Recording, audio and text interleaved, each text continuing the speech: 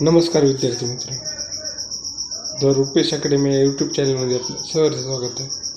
आज आपण बघणार आहोत प्रकरण 12. आम्ल आम्लारी ओळख. आम्ल म्हणजे ॲसिड. ॲसिड आपल्या शरीरात काय काय काम करतं, कोणत्या पदार्थातून आपल्याला कोणता ॲसिड भेटते हे आपण या पाठात पाहणार आहोत.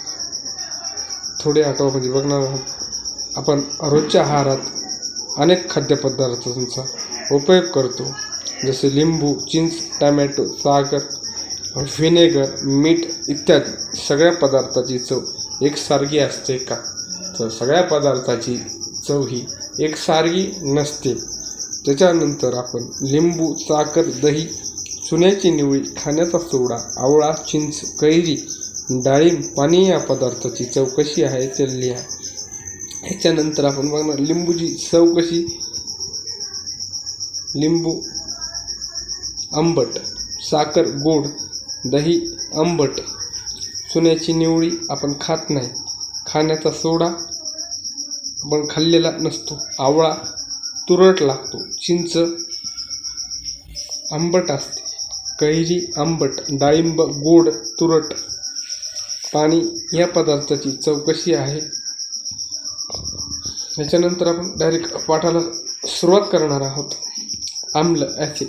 तुमच्या लक्षात येईल की काही पदार्थाला चवीला गोड, काही कडू तर काही आंबट किंवा तुरट असतात.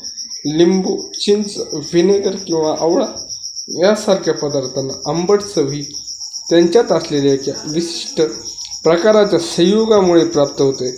ह्या आंबट चव देणाऱ्या संयुगांना आम्ल असे म्हणतात.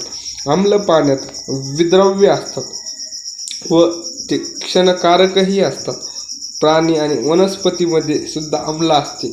खाद्यपदार्थामध्ये असणाऱ्या आम्लांना नैसर्गिक आम्ल किंवा सेंद्रिय आम्ल असेही म्हणतात. हे आम्ले क्षीण प्रकृतीचे असल्यामुळे त्यांना सौम्य आम्ल, वीक ॲसिड असे म्हणतात.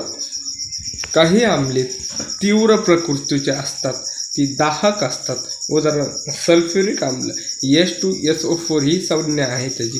हायड्रोलिक आम्ल HCl ही संज्ञा आहे आणि नायट्रिक आम्ल HNO3 ही संज्ञा आहे. या आम्लांना खनिज आम्ल असेही म्हणतात. त्यांची सहज द्रावाने त्वचेवर पडल्यास त्वचा भाजते, तसेच त्यांची धुरी श्वासनाद्वारे किंवा तोंडाद्वारे शरीरात गेल्यास ही हानिकारक ठरते.